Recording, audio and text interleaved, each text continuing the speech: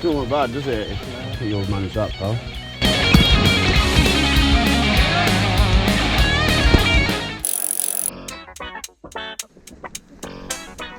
After another night on the tiles, day 3 began at a slow pace, but as the legs kept spinning and we reached the uplift, the ride-on boys reminded us what we'd come for. For Mole. Which for Mole was a bit too much excitement. First track of the day was Gobbo, in the Calazano riding area, starting at 1248 metres altitude and has 3.4 kilometres of sweet D8 single track,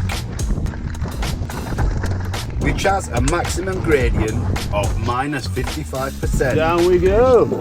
So can get pretty chuffing steep, which is good to know because the GoPro never does it justice. So far, this was warming us up nicely with a few rough bits, but what we didn't know is the next section was about to take us from 0 to light speed in 0.2 seconds.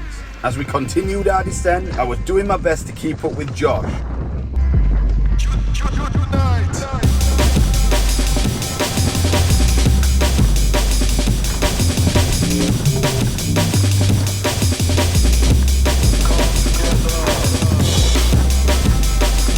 The flow was unbelievable until I had the bright idea of taking a shortcut. It's alright.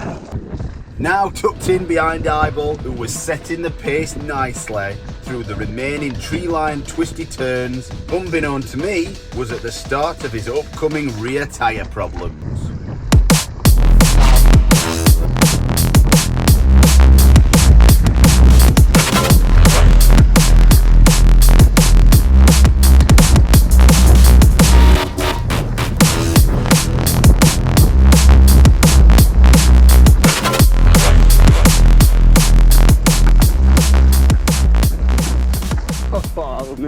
You're right. That were right good, wasn't it?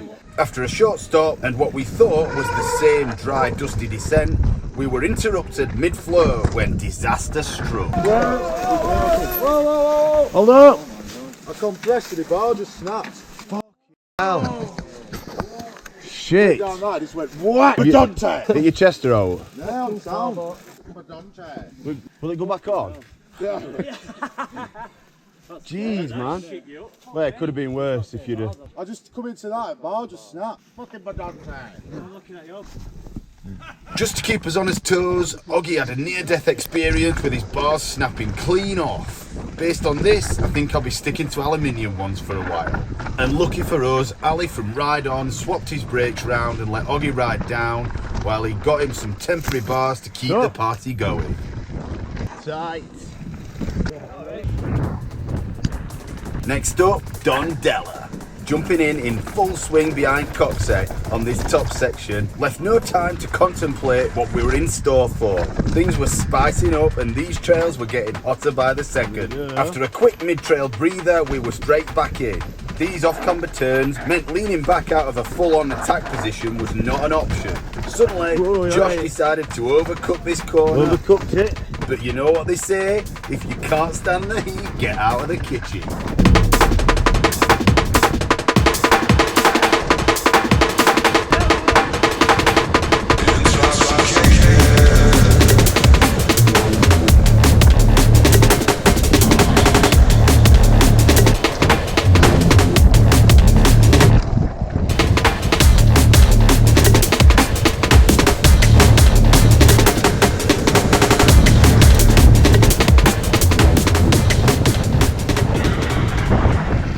Nice. With that, yeah. At this point, I didn't think we could get any faster. With my newfound love for this Santa Cruz Mega Tower steamrolling on 29ers, it felt like we were tramming, letting go a little bit more on each section. With the flow in some of these trails, you just couldn't say no.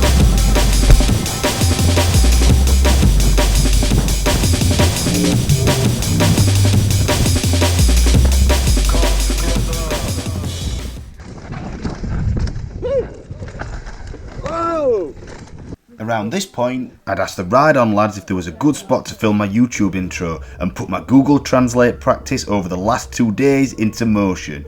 Time was ticking into the afternoon, but they'd promised me the best spot they knew on this route. Waiting in anticipation, we had finally made it, and it did not disappoint. I had one shot to get this right and not look like a complete donut in front of the lads, so here goes nothing. Ciao, But you've probably seen how that went in part 1. If not, click the link in the top right. Moving on, feeling on top of the world, the only way was down. Ultra finale. And now I'm an expert Italian born and bred. I can tell you this translates to beyond finale or beyond final. Either way, sounds epic. And it was. This trail can apparently be hard to follow if you're not with a guide. It's rough and tough enough to provide stage 2 of the UCI Ligure Enduro World Cup 2023 and cause some serious carnage for pro riders at the event. With 600 metres of descent through the Gnar, it's interesting to see how quick the pros actually go. According to trail folks, over the same distance, the average time is 26 minutes, and French rider Raphael Giambe did it 9 minutes 10 seconds. Putain de rapide. Bit of French for you while I'm on a roll.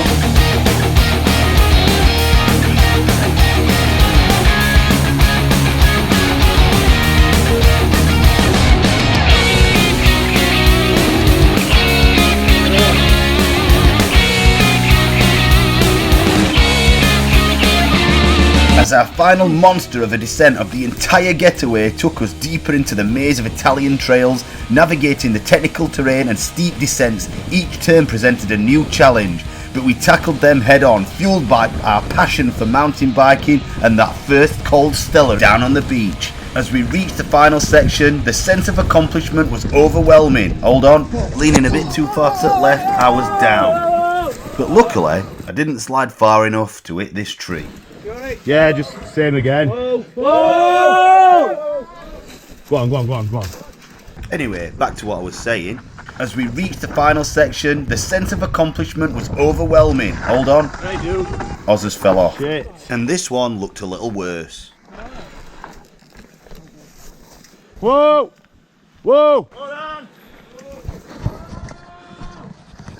You go off that side, Oz. Front wheel. Fuck. Bit of soft landing. No. You alright? Don't worry. Let's go. Get down steady. Steady. Go. Fortunately, he's one of us that's got the brains to wear body armour. Riding these iconic trails with like-minded individuals has been an experience like no other. Joining the Valley MTB for this epic riding weekend has not only tested our skills, but also strengthened the bonds in the riding club. Thanks for watching our adventure riding Finale Ligure and the famous EWS stages. If you want to see the full story unfold from the beginning, click the links for day 1 and day 2 of our trip to Finale. Nice one to all the lads, including Ride and Ollie. Subscribe to the channel for more thrilling MTB content from a mid-pack rider. Cheers! Bye bye now.